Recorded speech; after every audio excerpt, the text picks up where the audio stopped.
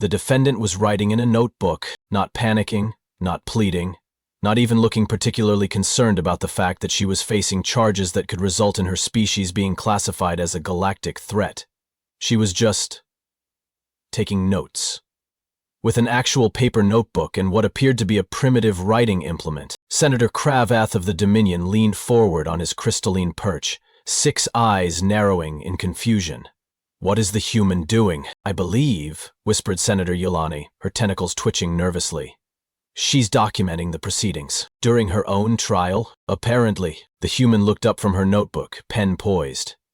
"Sorry, could you repeat that last part about the Universal Jurisdiction Clause? I want to make sure I get this down correctly." Supreme Adjudicator Zoran, whose species had been conducting legal proceedings since before most civilizations discovered fire, felt something he hadn't experienced in 3 centuries of tribunal service: bewilderment. "You wish to take notes on the charges against you?" "Well, yes. This is fascinating. You have a legal system that spans 40,000 worlds, incorporates 3,200 different species, and operates under a unified code. From a jurisprudence perspective, this is incredibly complex. How do you handle conflicts between species-specific legal traditions?" The silence that followed was the kind that makes diplomatic translators double-check their equipment. Prosecutor Velthis stood, his metallic scales catching the light. "The defendant will refrain from—" "Oh, I'm sorry," the human interrupted, looking genuinely apologetic. "I didn't mean to be disruptive. It's just that I've never seen anything like this before. The procedural framework alone must have taken millennia to develop. Who wrote the foundational statutes?" Velthis opened his mouth, closed it, looked to the Supreme Adjudiculator. Zoran had overseen 18,000 cases. He had dealt with war criminals, pirates, terrorists, and beings so alien that communication required quantum translators. None of them had ever asked him about legal history in the middle of their arraignment. "Takar, the founding protocols were established by the First Coalition," he said, slowly. The human's face lit up. "The First Coalition? Right. That was approximately 12,000 years ago, correct? After the Kethran Wars ended? And they based the framework on what? Pre-existing systems from member species, or was it built from scratch?" Senator Cravath's 6 eyes were now blinking in complete confusion. "Why does she want to know this?" "I heard that," the human said cheerfully. "And it's because this is remarkable. You've managed to create a legal system that somehow accommodates species with completely different concepts of individual versus collective responsibility, varying lifespans that affect how you view crime and punishment, and probably dozens of different ways of understanding evidence and testimony. The philosophical underpinnings alone, enough." Prosecutor Velthis slammed his appendage on the prosecution platform. "This is not a lecture hall. This is a tribunal. You are here to answer for humanity's violations of the Non-Interference Treaty, specifically your species' unauthorized contact with pre-spaceflight civilizations in the Outer Rim sectors." The human nodded, making another note. "Right, yes, I understand the charges. But before we get into that, I do have a question about the evidence protocols. How exactly do you verify testimony from witnesses who perceive time differently? I noticed that witness 4 is from a species that experiences temporal flow in a non-linear fashion, and witness 7 is a collective consciousness. Surely their testimonies can't be evaluated using the same standards. Dead silence. Human continued, apparently oblivious to the fact that she had just broken some kind of fundamental rule. "If witness 4 experiences past, present, and future simultaneously, isn't their testimony essentially precognitive? And if witness 7 speaks for a collective mind, are we getting 1 opinion or 15 million opinions? These seem like pretty basic evidentiary questions." Supreme Adjudicator Zoran realized he was gripping his ceremonial staff so tightly that the ancient metal was beginning to bend. In 300 years of legal proceedings, in 18,000 cases spanning every conceivable crime, no one, not once, had questioned the fundamental structure of testimony itself. "The evidence protocols," he said carefully, "have been in place since the third reform, yes. I saw that in the preliminary documents. But that was 8,000 years ago, and I'm assuming your membership has expanded significantly since then. Have the protocols been updated to account for species that didn't exist when the rules were written? Prosecutor Velthes was staring at her like she had grown additional heads. The protocols they are established. They are law. Right, but who decided they were adequate for non-linear temporal witnesses? Where's the precedent for collective consciousness testimony? I mean, these aren't small procedural questions. These are fundamental issues of due process. Senator Yelani's tentacles had gone completely still. Due process? You know, the basic principle that legal proceedings should be fair and that evidence should be reliable. I'm assuming that's a universal concept, right? Even across different species? The thing was, it should have been a universal concept. It was so basic, so fundamental, that no one had ever thought to question whether their specific implementation of it actually worked. The defendant will restrict herself to answering the charges, Velthes said, but his voice lacked its earlier confidence. Oh, I'm happy to answer the charges, but I can't really provide an effective response if I don't understand how evidence is being evaluated. For instance, when witness 4 testifies that humans were disruptive to temporal flow, are we taking that as a factual statement about reality, or as their subjective experience of encountering linear time beings?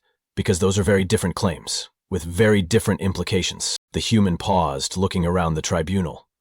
I'm sorry, is this not how these things usually go? I assumed there would be more procedural discussion. Supreme Adjudicator Zorn found himself in the unprecedented position of not knowing how to answer. Because the truth was, there usually wasn't procedural discussion.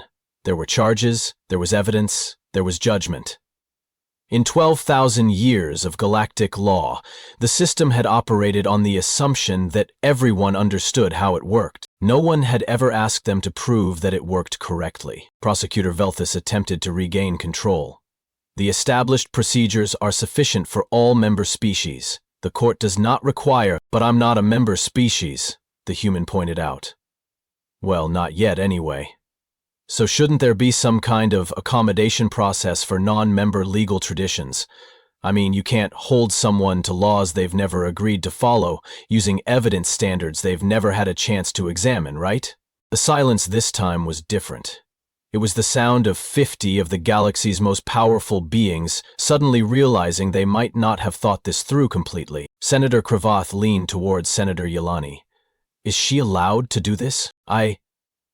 Yelani's tentacles writhed uncertainly. I don't know.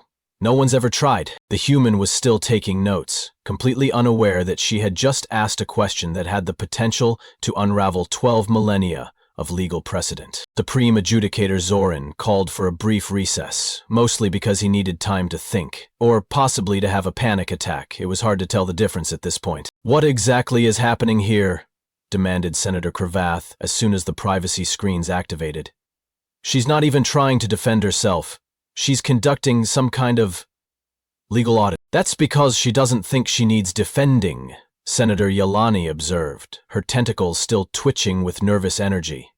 She seems to believe the system itself is what's on trial. Prosecutor Velthes was pacing, or at least performing the six-legged equivalent of pacing. This is completely unprecedented.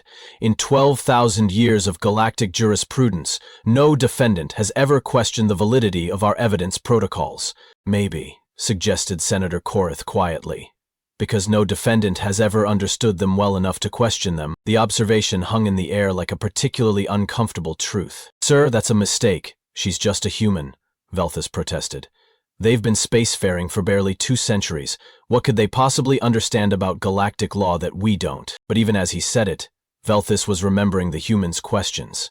Not random challenges or desperate deflections, but precise, targeted inquiries that seemed to highlight the exact points where the system became questionable. Have you read her file? Senator Yelani asked quietly. Of course I've read her file.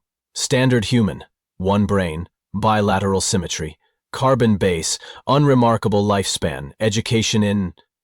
Wait. Velthes pulled up the document again. Education in, what did you call it? Comparative legal systems, and constitutional law, and what is jurisprudential theory? I believe, Zoran said slowly, it means she studies how legal systems work, not just her own species' system, all legal systems. The implications of this settled over the group like a particularly ominous cloud. You mean she's a professional at this? Cravath said. At examining legal systems? It appears so, and we brought a professional legal system analyst to stand trial in front of our legal system. Yes, a legal system that apparently no one has ever professionally analyzed before. Also appears to be, yes. When the recess ended, the human was exactly where they had left her, still writing in her notebook. She looked up expectantly as the tribunal reconvened. Now, before we were interrupted, she said pleasantly, I believe Prosecutor Velthis was about to explain how evidence from non-linear temporal witnesses is standardized for linear time legal proceedings. I'm particularly interested in the methodology. Velthis stared at her. The methodology, right. See, from what I can gather from the preliminary materials, your system was designed by species who all experience time in roughly the same way, sequentially, with clear cause and effect relationships, but now you're trying to incorporate testimony from beings who experience past, present, and future simultaneously. That's like trying to use a two-dimensional map to navigate three-dimensional space. The information might be accurate, but the framework can't properly contain it. She flipped a page in her notebook. So I'm wondering, what adjustments have been made to account for this? How do you verify that a non-linear temporal witness's testimony about what happened refers to the same event you're investigating? How do you even establish a timeline of events when one of your witnesses doesn't experience time as a line? The tribunal was quiet except for the soft humming of translation matrices working overtime. The protocols, Zoran began carefully, have been adequate for what exactly? The human's tone wasn't challenging, just genuinely curious. See, that's what I'm trying to understand. Have they been adequate for establishing truth? For ensuring fair trials? For preventing wrongful convictions? Because from where I'm sitting, it looks like your system has been adequate for processing cases quickly and maintaining order, but I'm not seeing the safeguards that would ensure justice. Senator Korath, who had been silent until now, leaned forward. What do you mean by safeguards? Well, for instance, how do you handle conflicts of interest? I noticed that Witness 12 is from the same species as Prosecutor Velthis. Witness 9 is from a civilization that has active territorial disputes with humanity, and Witness 3, she consulted her notes, is apparently from a species that considers lying to be a form of artistic expression. Are there any procedures in place to account for these potential biases? The silence stretched on until it became almost physically uncomfortable. The witnesses were selected based on their proximity to the alleged violations, Velti said finally. Right, but proximity doesn't equal reliability, and reliability is kind of the whole point of evidence. Isn't it? The human made another note. I mean, you're basing a decision that could affect my entire species on testimony from witnesses who might be biologically incapable of providing accurate information, or who might have cultural or political reasons to provide inaccurate information. Surely there must be some kind of verification process. Verification, Senator Yelani repeated slowly. You know, independent confirmation, cross-referencing, basic fact-checking. The kind of thing you do before making any important decision, let alone one involving interstellar law. The human looked around the tribunal with growing concern. There is a verification process, right? You're not just taking everyone's word for it? Supreme Adjudicator Zoran found himself facing a question that, in 300 years of legal service, had never occurred to him. What if they had been taking everyone's word for it? The testimony of approved witnesses has always been considered sufficient, he said, aware of how inadequate that sounded even as he said it. Sufficient for what standard, though? The human was leaning forward now, her notebook forgotten. Sufficient for conviction? Because that's a pretty low bar.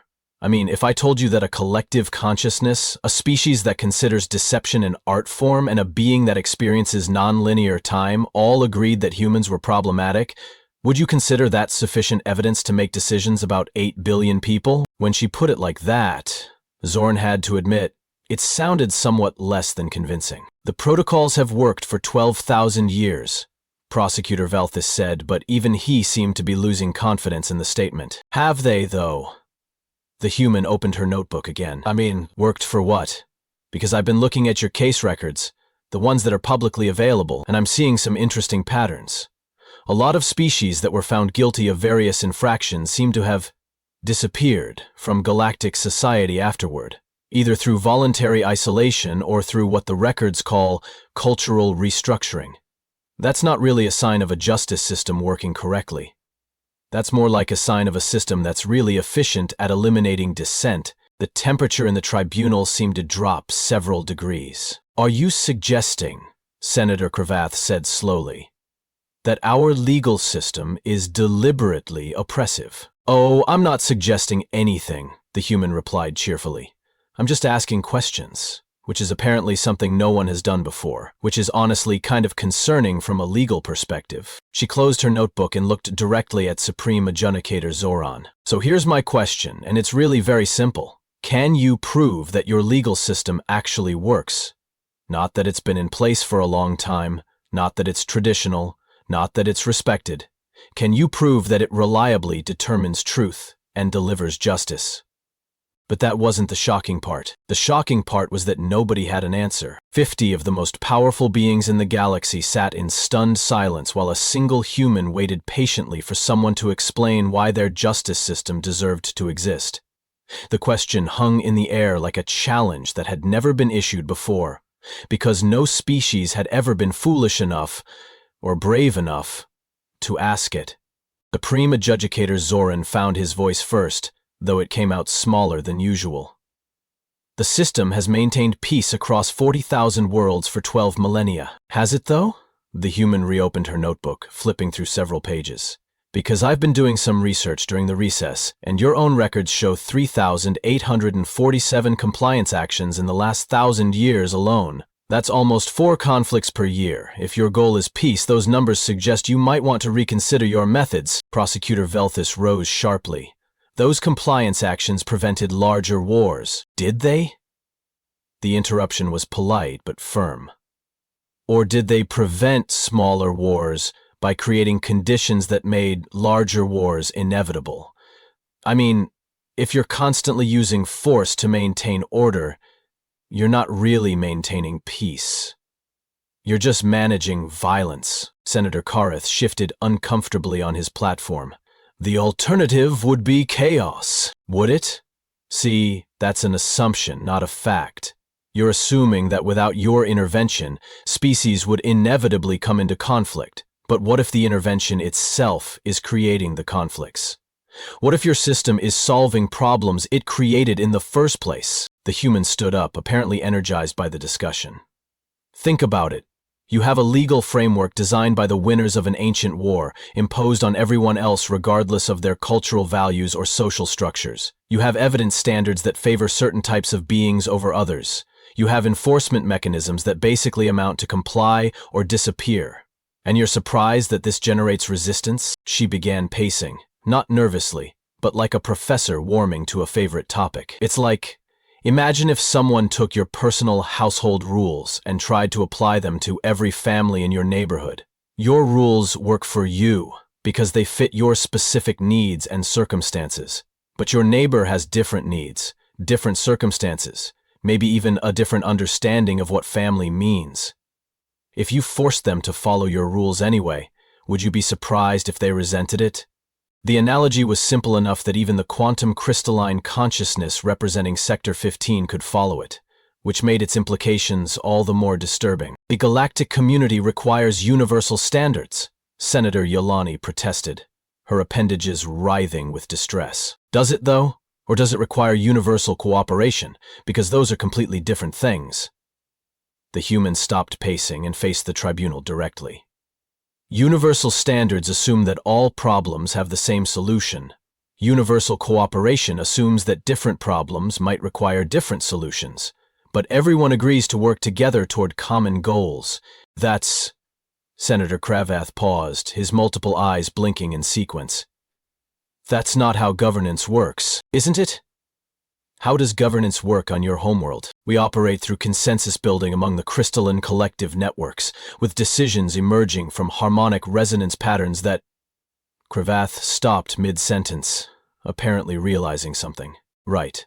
And Senator Yelani, how does your species handle disputes? Through empathic mediation and collective emotional processing that allows for... Yelani's tentacles froze. Oh, and you, Prosecutor Velthus? How do your people resolve conflicts? Velth's metallic scales shifted color slightly. Through structured combat protocols and hierarchical dominance establishment that ensures... His voice trailed off as understanding dawned. The human nodded enthusiastically. Exactly. You all have completely different approaches to justice, cooperation, and social order, and they all work for your species, in your contexts. But the Galactic system doesn't use any of your methods. It uses something else entirely, something that doesn't seem to fit anyone's natural approach. She flipped to a new page in her notebook. So, here's what I'm wondering. Whose approach does the current system actually reflect? Because it's not consensus building, it's not empathic mediation, and it's not structured competition. It's, what would you call it? Bureaucratic authoritarianism? Rule by paperwork? The silence that followed was broken by an unexpected sound. Senator Korath laughing. Not the polite diplomatic expression of amusement that passed for humor in most galactic interactions, but genuine, startled laughter. Rule by paperwork, he repeated. By the void, that's exactly what it is. It's not amusing, Prosecutor Veldis snapped. The current system maintains stability. For whom? The question came from Senator Yelani, not the human. Because, speaking for the Empathic Confederacy, I can say that our species finds the entire process emotionally traumatic. We participate because we have to, not because it works for us. The Crystalline Collective has similar concerns, Senator Krathav admitted reluctantly. Our consensus-based approach makes adversarial proceedings fundamentally uncomfortable, and the hegemony has always considered your evidence standards to be inadequately rigorous, Velthus said, then immediately looked surprised that he had admitted it. The human was taking notes furiously. This is fascinating. So you're all participating in a system that doesn't match any of your cultural approaches to justice, and you're all uncomfortable with it, but you continue because... She looked around expectantly. Because it's the system, Zoran said weakly. Because it's the system, the human repeated. Not because it's effective. Not because it's fair. Not because it serves your needs. But because it exists. It's maintained order for 12,000 years, Velthus insisted. So did the Terran feudal system, for a while. So did slavery, for that matter. Longevity isn't the same thing as legitimacy. The human closed her notebook. Which brings me to my actual defense strategy. Every being in the tribunal leaned forward slightly. I'm not going to argue that humanity didn't make contact with pre-spaceflight civilizations in the Outer Rim. We did. I'm not going to argue that this violated the technical terms of the Non-Interference Treaty. It probably did, by the strictest interpretation. Prosecutor Velthus looked confused. Then, what are you arguing? I'm arguing that the Non-Interference Treaty, like the rest of your legal framework, was created by post-war powers to maintain their dominance, and that its enforcement serves the interests of established civilizations at the expense of developing ones. I'm arguing that the treaty itself is unjust, and that following an unjust law is not a moral obligation. The temperature in the tribunal seemed to drop another few degrees. Furthermore, the human continued cheerfully, I'm arguing that this tribunal lacks the moral authority to judge humanity's actions, because its foundation is based on power, not justice. You can't claim to represent universal law when your system systematically excludes or marginalizes species that don't fit your post-war framework. Supreme Adjudicator Zoran felt a strange sensation that he eventually identified as panic. You're challenging the authority of this tribunal? I'm questioning the basis of that authority, yes. Which is not the same thing, but I can see how you might confuse the two. The human opened her notebook one final time. See, authority can come from several sources. Consent of the governed, moral legitimacy, demonstrated competence, or raw power. Your system doesn't seem to be based on consent. Most species were incorporated without being asked. It's not based on moral legitimacy. You can't even explain why your methods are better than alternatives. It's not based on demonstrated competence. Your own records show persistent conflicts and dissatisfaction. She looked directly at Zoran. So that leaves raw power, which is fine, I suppose, but let's be honest about it. This isn't a court of justice. It's a mechanism of control. Senator Korath stood abruptly. Even if that were true, and I'm not saying it is, what alternative do you propose? Complete dissolution of galactic order? Oh, I don't know. Maybe you could try asking people what they actually want instead of telling them what they should want? Maybe you could design systems that work with species' natural approaches to cooperation instead of against them? Maybe you could focus on preventing harm instead of enforcing compliance? The human shrugged. Just some thoughts.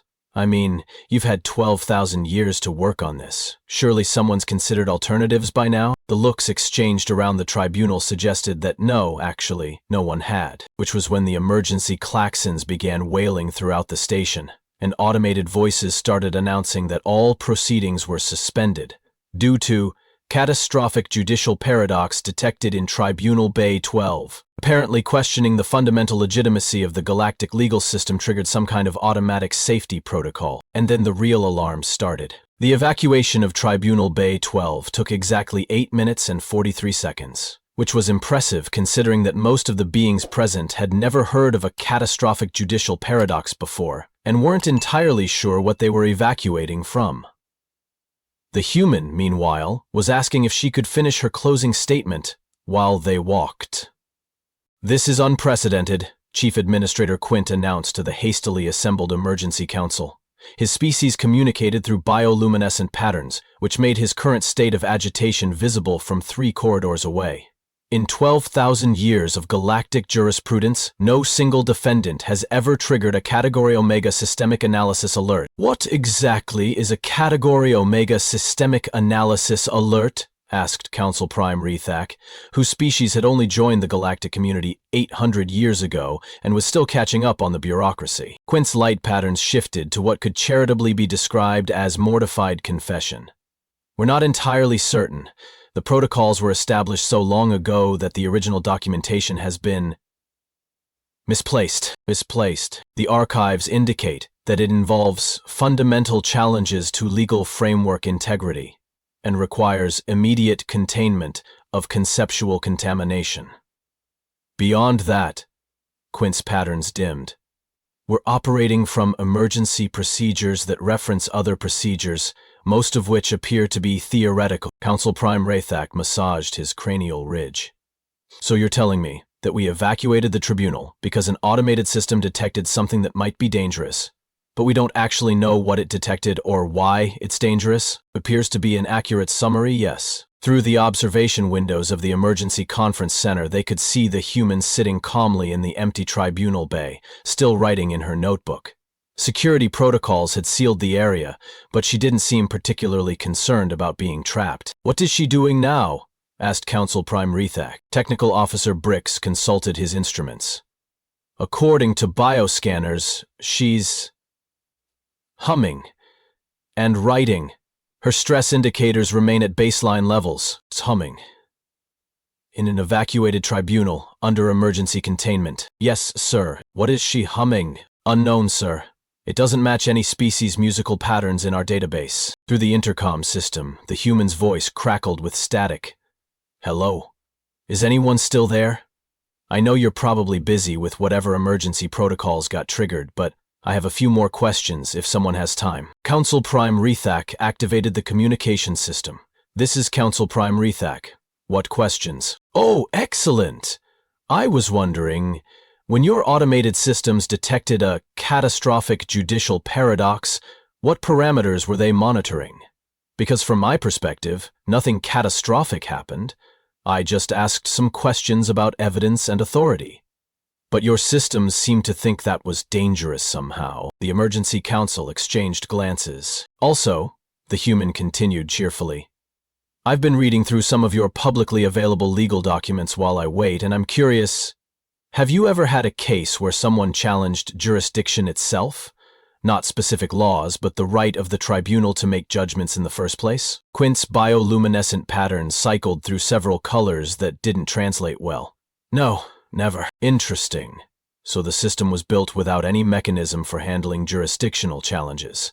That suggests the founders assumed universal acceptance of their authority, which, from a legal theory perspective, is a pretty significant blind spot. Technical Officer Brix leaned toward his instruments.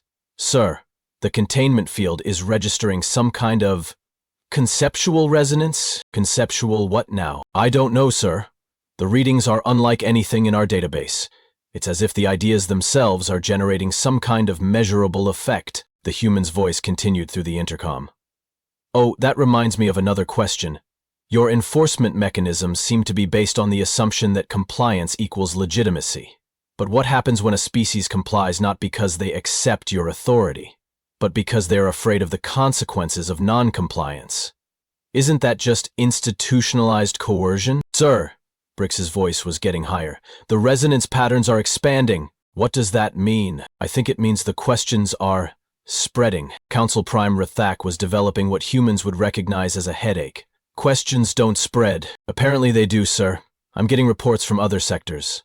Tribunals in Bays 8, 15, and 22 have reported spontaneous philosophical inquiry incidents among their staff. Judges are asking why their jurisdictions are legitimate.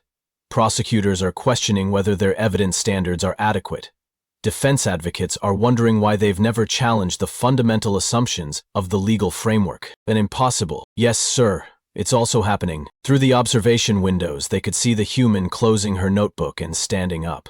She walked to the tribunal's central platform and activated the general communications array. Hi, everyone. I know this is probably confusing, but I think I should explain what's happening. You see, when you build a system based on unexamined assumptions, it can seem very stable, right up until someone starts examining the assumptions. Then the whole structure becomes, well, questionable. Her voice was now broadcasting throughout the entire judicial station. The thing is, questioning fundamental assumptions isn't dangerous. It's necessary. It's how you figure out whether your systems actually work, or whether they just appear to work because no one's ever really looked at them closely. Technical Officer Brix was frantically adjusting his instruments. Sir, I'm reading cascading systemic doubt patterns throughout the station. Confidence indices are dropping across all departments. Can you shut off the broadcast? I tried, sir. She's somehow overridden the communication controls. The human continued her impromptu lecture. Now, I know what you're thinking, but our system has maintained order for 12,000 years. And that's true. But maintaining order isn't the same thing as delivering justice. A prison maintains order too, but that doesn't make it a good model for society. Sir, Brick's voice was approaching panic levels. I'm getting reports from the administrative sectors. Bureaucrats are asking why their regulations exist. Filing clerks are wondering whether their procedures serve any actual purpose. The entire governmental infrastructure appears to be experiencing existential doubt. Council Prime Rathak realized that they were facing something unprecedented in galactic history. A being who could make an entire civilization question itself simply by asking reasonable questions. The real issue, the human's voice continued, isn't that your system is imperfect. All systems are imperfect. The issue is that your system was designed to be unquestionable, which made it impossible to improve. You created a structure so rigid that any serious examination of it would cause structural failure. But here's the thing about structural failures. They're only catastrophic if you're trying to preserve the original structure. If you're willing to build something better, they're actually opportunities. Through the observation windows, they could see her opening her notebook again. So, here's my real question, the one that your automated systems probably detected as dangerous. What if everything you think you know about justice, authority, and galactic governance is wrong? The silence that followed was profound and terrifying, because across the station, in dozens of tribunals and hundreds of offices, thousands of beings were suddenly asking themselves the same question. Not about the human's case, not about specific laws or procedures, but about everything. What if they were wrong? What if 12,000 years of legal precedent was built on faulty foundations? What if their entire understanding of justice was incomplete? What if the system they'd spent their careers serving and defending was actually making things worse? Technical Officer Brick's instruments were registering readings that shouldn't have been possible. Doubt, spreading like a virus through the station's communication networks. Questions multiplying exponentially as each person who heard them started asking questions of their own. "Sir," Bricks whispered, "I think she just broke our entire governmental system by asking if it was worth preserving." And that was exactly the moment when every single automated system on the judicial station began broadcasting the same message in every known language. Critical error. Foundational assumptions compromised. Initiating emergency flush. Final reports required. All personnel please stand by for reality resetting. Reality reset to make. What happened next made galactic history. And not in a good way. The emergency philosophical reset protocols turned out to be exactly as chaotic as they sounded. Within 6 hours, 17 different galactic governments had called emergency sessions to reassess foundational governance principles. Within 12 hours, the Interstellar Trade Commission had suspended all regulations pending a comprehensive review of bureaucratic legitimacy. Within 18 hours, 3 major military alliances had disbanded because their commanding officers couldn't explain why anyone should follow orders from authorities whose authority couldn't be justified. The human, meanwhile, had been moved to a more comfortable holding area, where she continued taking notes on what she described as the most fascinating case study in institutional collapse I've ever witnessed. "Status report," demanded Emergency Coordinator Vex as she strode into the Crisis Management Center that had been hastily established in what used to be the cafeteria. "Catastrophe, ma'am," reported Deputy Administrator Crowell, consulting a datapad that flickered ominously. "We have 847 separate governments requesting philosophical guidance on the legitimacy of their authority structures. The Stellar Banking Consortium has frozen all transactions because they can't determine whether their right to regulate currency has any foundation beyond tradition. And the peacekeeping fleet is refusing to respond to emergency calls because they're not sure whether peacekeeping is morally justifiable without explicit consent from all parties involved." Emergency Coordinator Vex sat down heavily. Her species didn't typically experience migraines, but she was beginning to understand why humans had evolved them. What about the outer territories? 3 systems have declared independence, not from us specifically, but from the concept of external governance entirely. They're calling it consensual autonomy and inviting other systems to join them in voluntary cooperation networks. Is that bad? Unknown, ma'am.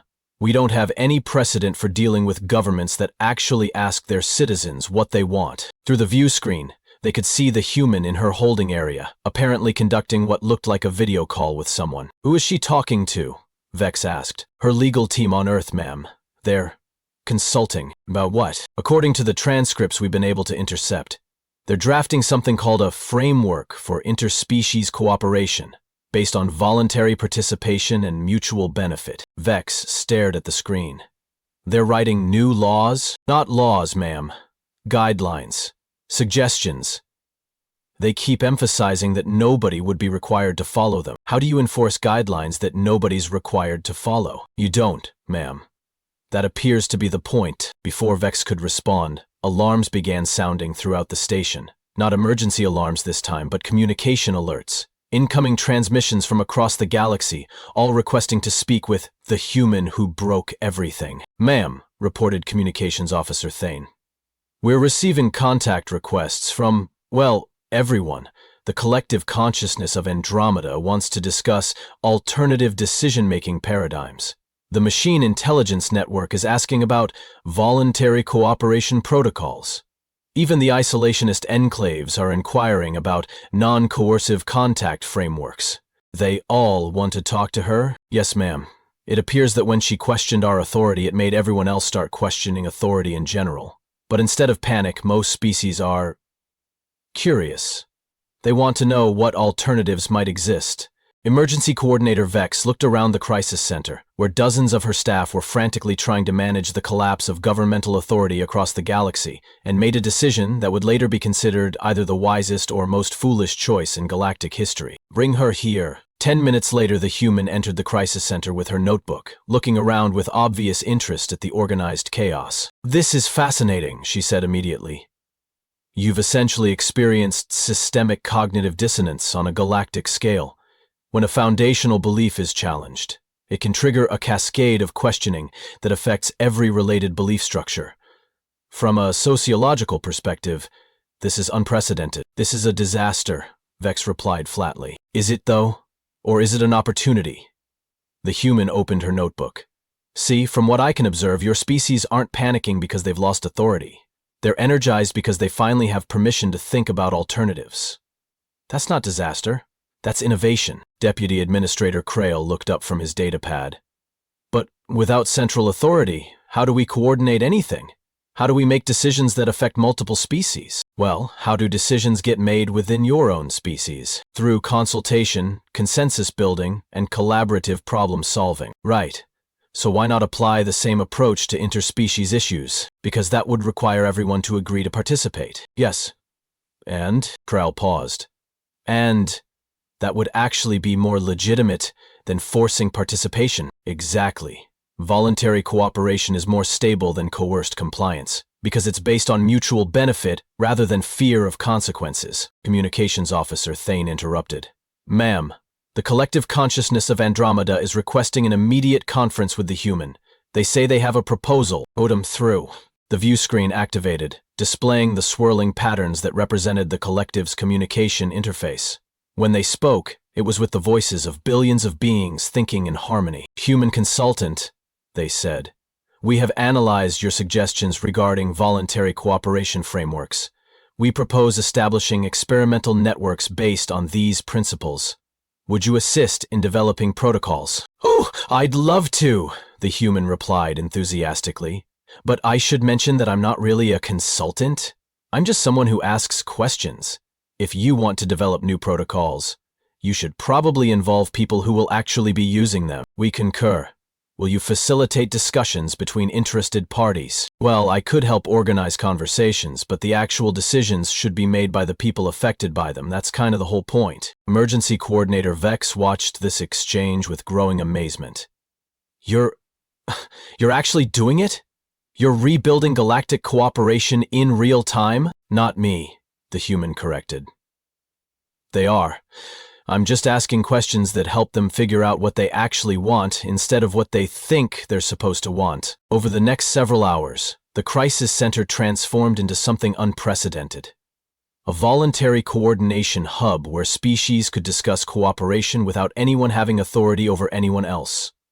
Representatives appeared on view screens from across the galaxy, not because they were required to, but because they were curious about alternatives. The Crystalline Collective proposed resource-sharing networks based on harmonic resonance principles. The Empathic Confederacy suggested conflict resolution through emotional mediation. The Machine Intelligence Network offered computational modeling for complex multi-species decisions. Even the formerly hostile hegemony submitted proposals for structured competition as an alternative to warfare.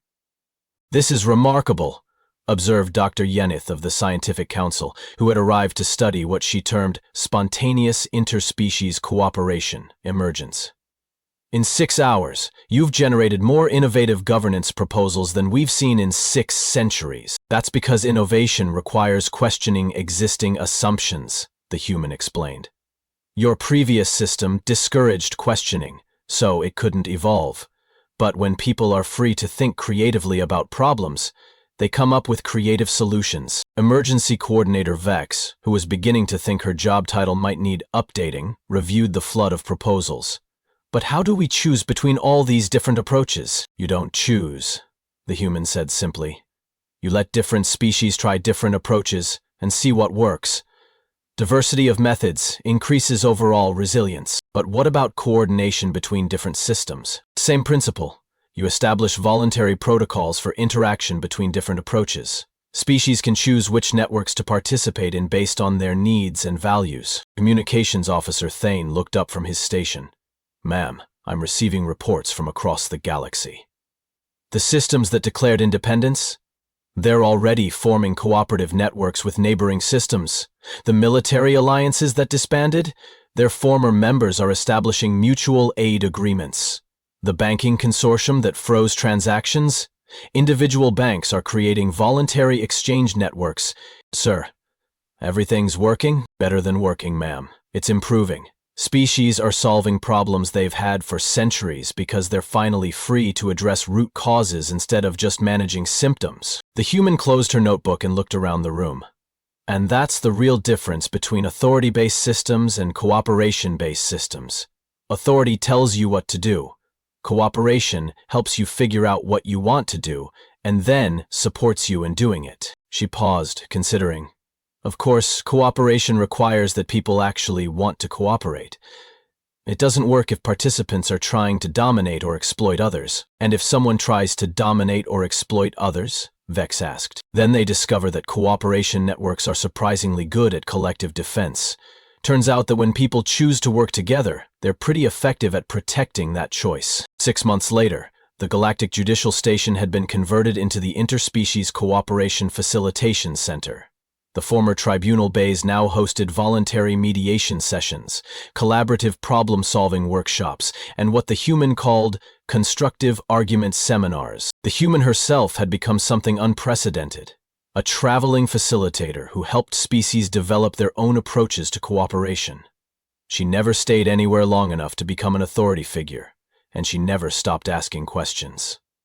Final report, she wrote in her notebook during her last day at the station. Initial hypothesis confirmed. Questioning authority doesn't destroy civilization, it improves it. When people are free to think creatively about cooperation, they consistently develop solutions that work better than coercion-based systems. Secondary observation: the galaxy is much more interesting when species are free to be themselves while working together toward common goals. Recommendation: keep asking questions. As her transport prepared to depart for the next system, requesting facilitation assistance, Emergency Coordinator Vex, now calling herself Voluntary Coordination Facilitator Vex, approached for a final conversation. Any regrets about destroying our entire governmental system? The human grinned. I didn't destroy it. I just asked if it was worth keeping. And the answer was that you could build something better. And if we hadn't been able to? If questioning authority had led to chaos and conflict? The human considered this seriously. Then you would have learned something important about your civilization. And you could have used that knowledge to build appropriate safeguards. Either way, you'd be better off knowing the truth about your systems than living with comfortable illusions. As the transport lifted off, Communications Officer Thane monitored the final transmissions. What's she doing now? Vex asked. Taking notes, ma'am. And humming. Any idea what she's humming? Unknown, ma'am. But according to the ship's cultural database, humans call it music.